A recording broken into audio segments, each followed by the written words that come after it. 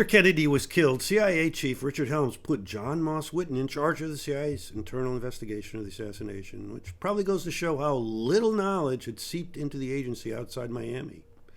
Like most in the CIA, Whitten had no idea that people at JM Wave had been secretly working with members of the Sicilian Men of Honor Society on assassinating Fidel Castro. Whitten was doing a good job, despite being initially swamped by a blizzard of crackpot material provided by the FBI. If you want to understand why so much crazy material appears immediately after an event like JFK or 9/11, just realize it's manufactured as chaff to be tossed out of a jet shaking off a heat-seeking missile. But once Whitten spoke to Win Scott, CIA chief in Mexico, who had been conducting his own secret investigation, he realized CIA files on Oswald were being withheld by Helms and Angleton.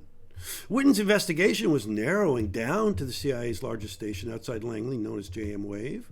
The key figures posted there were Ted Shackley, David Morales, George Joanides, Rip Robertson, Thomas Kleins, and formerly William K. Harvey. In fact, Harvey had been in charge of an executive action program for removing foreign heads of state. But JFK wanted that program halted and was furious when Harvey kept moving forward with operations against Cuba, so he ordered Harvey sacked. Instead, Angleton quietly moved Harvey to Italy, where the Executive Action Project reassembled for a new target, JFK.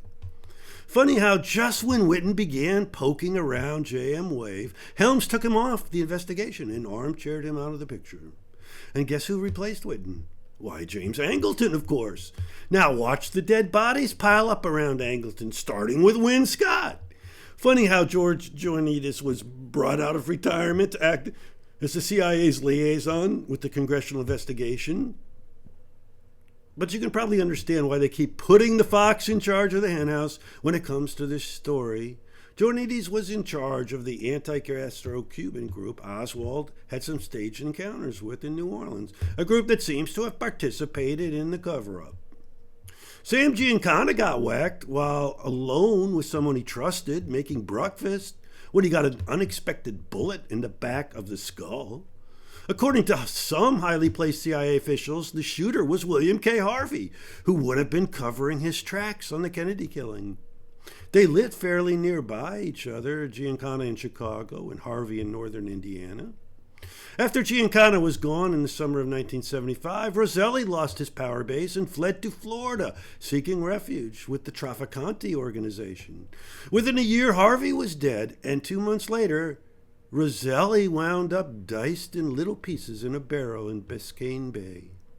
Much later, Whitten was asked during the congressional investigation why Harvey's wife burned his papers upon his death, implying that there might have been a smoking gun.